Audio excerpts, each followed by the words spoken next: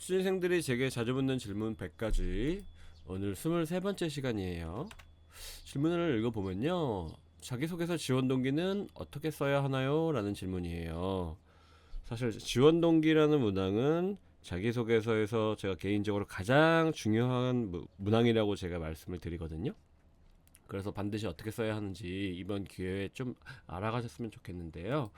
여러분들께서 아셔야 될 건 지원 동기를 쓸 때는 어떤 관점에서 쓰셔야 되냐? 하드 스킬이 아니라 소프트 스킬 관점으로 써야 된다는 거예요. 저는 15강에서 자기소개서에서 자주 묻는 소프트 스킬 종류가 지금 보시는 장표와 같다고 말씀드렸어요.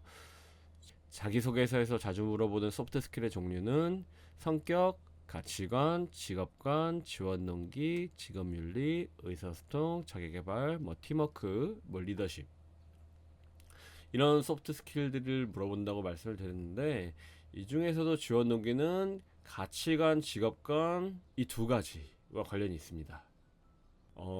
그러니까 제 말은 지원 동기는 결국 여러분들의 직업관을 묻는 거고, 직업관은 결국 가치관, 그러니까 여러분들이 중요하게 여기는 가치들 중 일과 관련된 가치가 여러분들의 직업관이라는 소리예요.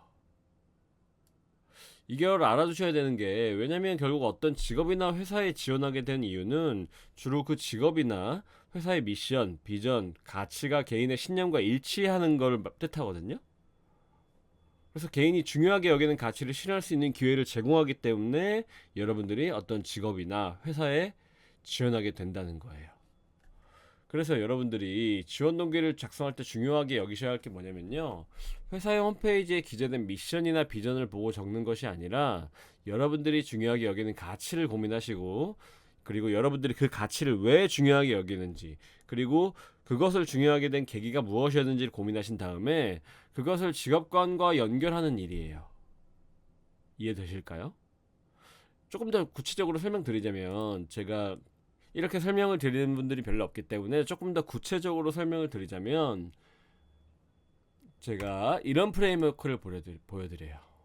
제가 커리어 개발 5단계 모델이라고 제가 이름을 붙였는데, 여러분들의 커리어의 방향성을 잡기 위해서는 이 5단계를 꼭 아셔야 한다는 거예요. 여러분들 커리어 포부, 그러니까 입사 후 포부, 여러분들의 직무 역량, 지원 동기를 묻는 자기소개서들이 굉장히 많죠. 이 세 가지는 반드시 묻게 돼 있어요. 근데 여러분들의 이 커리어 포부는 미래적인 관점이고, 직무 역량, 여러분들이 현재적인 관점, 현재 어떤 역량을 가지고 계신지 관점이고, 지원 동기는 결국 여러분들의 과거를 묻는 관점이에요. 근데 지원 동기는 결국 여러분들의 직업관을 묻는 관점이고, 직업관은 결국 여러분들의 가치관에서 나오기 마련입니다. 그래서 거꾸로 여러분들의 가치관을 확실하게 알아두시면 여러분들의 직업관도 확실히 말씀하실 수 있고, 그 다음에 지원 동기, 직무 역량, 커리어 포부, 자연스럽게 여러분들이 어떤 커리어 패스를 밟았는지를 확실하게 드러내실 수 있다는 거예요. 예를 들어서 제가 가장 중요하게 여기는 가치는 성장이거든요. 저는 성장을 가장 중요하게 여겨서 제가 성장할 수 있는 일만 한다는 거예요. 무슨 말이냐면, 제가 어떤 직무를 선택하든 어떤 산업이나 기업을 선택하든 제가 일을 하면서 성장하지 못하는 일이라면 가치를 못 느낀다는 거예요. 그래서 제가 만약에 자기소개서를 작성한다면 지원 동기가 어떤 식으로 흘러갈 거냐면, 제가 이 직무에 지원한 이유는 제가 성장할 수 있기 때문입니다. 제가 이 회사를 지원한 이유는 제가 성장할 수 있는 곳이라는 생각이 들었기 때문입니다. 이런 식으로, 이런 흐름으로 이어질 거예요. 그래서 여러분들이 가장 중요시 여기셔야 될 건 뭐냐면, 여러분들의 가치관을 먼저 찾으시는 겁니다.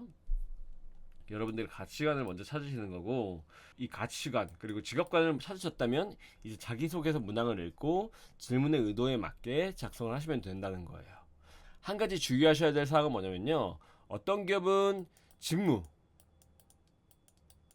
지원 동기를 묻는 반면 어떤 기업은 기업 지원 동기를 묻는다는 거예요. 그리고 드물지만 어떤 기업은 산업, 이 업계에 지원한 이유를 묻는 경우도 있거든요. 그래서 여러분들은 어떻게 앞으로 진행을 해주셔야 되냐, 이 7가지 관점으로 작성을 하실 것을 고민하셔야 돼요. 그러니까 첫 번째가 직무죠, 두 번째가 기업이고, 세 번째가 산업이에요. 그리고 이거를 짬뽕을 시켜가지고 이렇게 믹스를 해가지고 짬뽕을 해가지고 기업 직무와 기업을 같이 작성하실 수도 있고 아니면 직무와 산업을 작성하실 수도 있다는 거예요. 이제 요즘 아셔야 될 게 뭐냐면 기업에 대한 지원 동기를 묻는 경우도 많거든요. 기업에 대한 지원 동기를 묻는다고 하더라도 여러분들이 먼저 직무적인 관점으로 그것을 풀어주셔도 그게 틀린 접근 방법은 아니라는 거예요.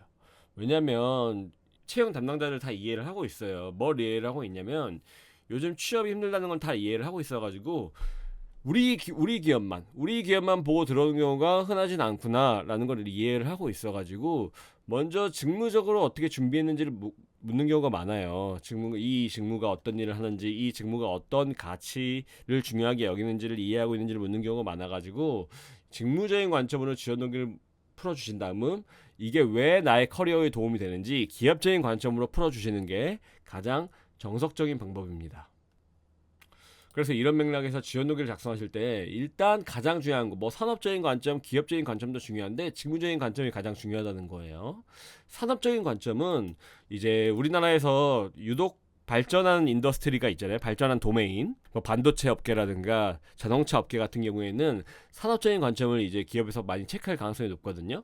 그래서 그런 관점으로 지원 동기를 좀 정리해 보실 필요가 있을 것 같아요. 그래서 더 자세한 내용은 제가 참조 칼럼으로 똑같이 마련을 해뒀으니까 한번 칼럼들 참조해가지고 작성해 보시길 바라겠습니다. 그럼 다음 강의에서 뵙겠습니다. 감사합니다.